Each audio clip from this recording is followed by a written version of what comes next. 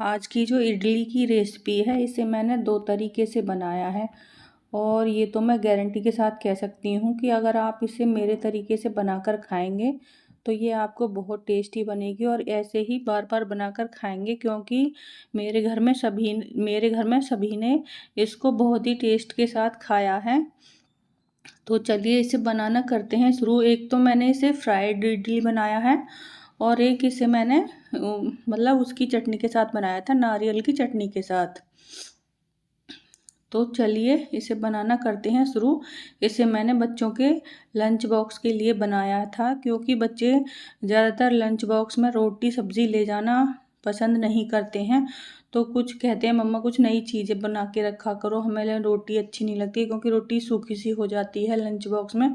तो इसलिए मैं कुछ ऐसी चीज़ें रखती हूँ जिससे कि वो लंच में पेट भर के खा सकें। तो देखिए इडली कितनी अच्छे से बनी है ये फ्राइड और इसमें मैंने खूब सारी सब्जियों का भी यूज़ किया है। बनाने में ये बहुत आसान है, तो चलिए बनाते हैं इसे। तो इसके लिए मैंने ली है सूजी, 2 कटोरी सूजी ली है मैंने। इसे मैंने 1 कटोरी दही में आधा कटोरी पानी डाल के फेंट लिया था और उसमें मैंने भिगो दिया था।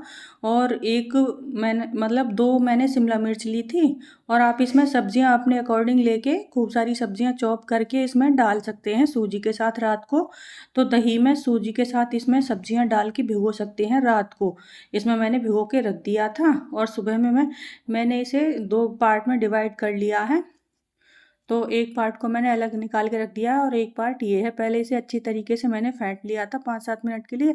अब इसमें मैंने ये डाला है बेकिंग सोडा और हल्की सी नींबू की बूंदें डालूंगी मैं, 8-10 नींबू की बूंदें इस तरीके से डाल के।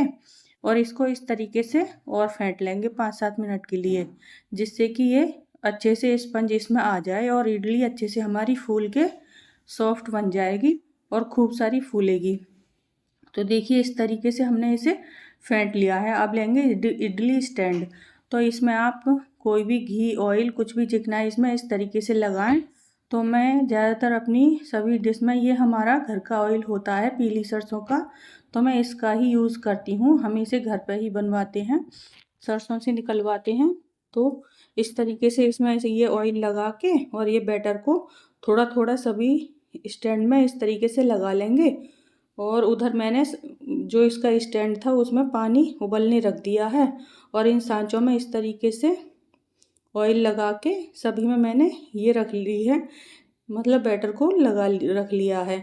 और अब इसमें मैं सारे सांचे इस तरीके से रख दूंगी।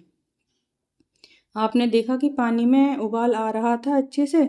और अब मैंने ये सारे सांचे इसमें रख के और इसको ऐसे बंद करके और फ्लेम को मीडियम कर देंगे। और देखो मैं इस तरीके से बीच बीच में हम इसे चेक करते रहेंगे।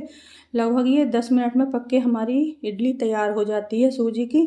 दाल वाली जो इडली होती है वो थोड़ा ज़्यादा टाइम लगाती है, लेकिन ये सूजी की इडली बहुत जल्दी से बन के तैयार हो जाती है। तो चाकू एकदम साफ़ निकला है, ये इडली हमारी बन के तैयार हो गई है। और ये हेल्दी भी बनी है क्योंकि मैंने इसमें खूब सारी सब्जियों का यूज़ किया है, शिमला मिर्च, अनियन और टोमेटो वगैरह। इसमें मैंने ये सब्जियां और गोभी वगैरह भी मैंने इसमें डाली है। तो आप मनचाही सब्जियां इसमें डाल सकते हैं, गाजर वगैरह भी डाल सकते हैं। तो जितनी चाहें सब्जियां इसमें चॉप करके डालें। और फिर इसे फ्राइड करते समय भी सब्जियां इसमें खूब सारी डाल सकते हैं। तो देखिए मेरी ये इडली कितनी सॉफ्ट और खूब सारी फूली फूली बनी है। देखो इसमें स्पंज भी कितने बने हैं और इस तरीके से इसे दबाकर देखा है मैंने। तो ये कितनी अच्छी मेरी इडली बनी है। तो इस तरीके से आप ये सारी इडली बनाकर तैयार कर लें। मेरी एक बार की ये इडली बन गई है। अब इन्हें मैं ठंडा करके अलग निकाल के रख दूंगी। अब दूसरी बार की इडली भी इसी तरीके से बनाकर रख कर लेंगे तैयार। इस तरीके से मेरी सारी इडलियां बन गई हैं। तो अब मैं बनाऊंगी कोकोनट की चटनी। तो ये मेरा सूखा कोकोनट है, इसे मैंने फ्रीजर में ही रख दिया था रात। अगर आपके पास गीला वाला कोकोनट है तो उसकी और भी अच्छी चटनी बनेगी, लेकिन मेरे पास नहीं था। तो मैंने सूखे वाले कोकोनट को फ्रीजर में रख दिया था जिससे कि वो सॉफ्ट हो गया है। तो इसको इस तरीके से कद्दूकस कर लेंगे जिससे कि ये पीसने में आसानी हो जाएगी। नहीं तो ये पिसता नहीं है उसमें अच्छी तरीके से ग्राइंडर में। तो अब इसे मैंने इस तरीके से कद्दूकस कर लिया है। अब इसे ग्राइंडर में कर लेंगे ट्रांसफ़र। ये ले लिया है हमने ग्राइंडर जार। अब इसमें डालेंगे ये वाला कोकोनट और अब इसमें डालेंगे दही। तो इसमें थोड़ी सी दही डालेंगे। ये मैंने थोड़े से तिल लिए हैं, ये सफ़ेद वाले तिल हैं, आपके पास हो तो डालें, नहीं तो ये ना स्किप भी कर सकते हैं, ये ऑप्शनल है। अब ये डाली है मैंने सफ़ेद मिर्च, जिन्हें बोलते हैं दखनी मिर्च भी बोलते हैं, इन्हें डालें इसमें। और ये मैंने डाला है नमक, नमक डालें टेस्ट के अकॉर्डिंग आप अपने हिसाब से।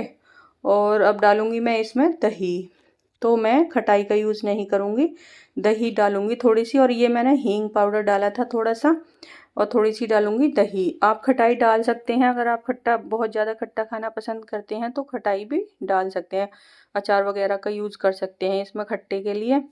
तो मैंने ज़्यादा खट्टा नहीं किया है, बस इसमें दही का ही यूज़ किया है। तो ये मेरी चटनी हो गई है बनके तैयार।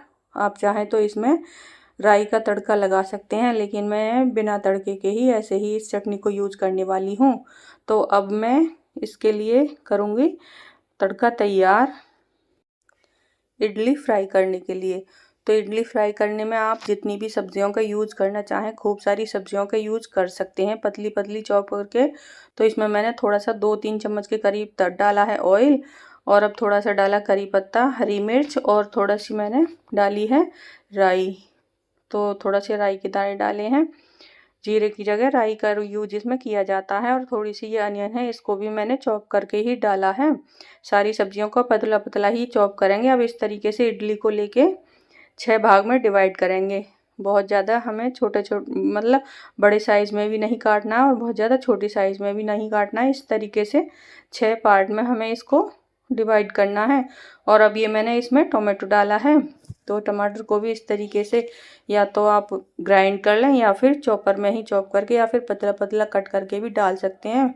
और ये है कैप्सिकम मतलब शिमला मिर्च, इसको भी डालें। और अपनी मनपसंद से आप गाजर, शिमला मिर्च और पत्ता गोभी वगैरह जो भी सब्जियां डालना चाहें इसमें डाल सकते हैं। बस मैं इतनी ही सब्जियां इसमें ऐड करूंगी, क्योंकि पत्ता गोभी वगैरह बच्चे पसंद नहीं करते हैं, तो मैं अवॉइड करती हूँ। पत्ता गोभी हमारे यहाँ वैसे भी कम खाते हैं। अब डाल दूँगी मसाले, मसाले भी आप अपने अकॉर्डिंग ही डालें। मैंने ये हल्दी पाउडर और लाल मिर्च पाउडर, मतलब ये कलर वाले लाल लाल मिर्च पाउडर है, और थोड़ा सा धनिया पाउडर, और टेस्ट के अकॉर्डिंग डाला है नमक, और ये है पेरी पेरी मसाला।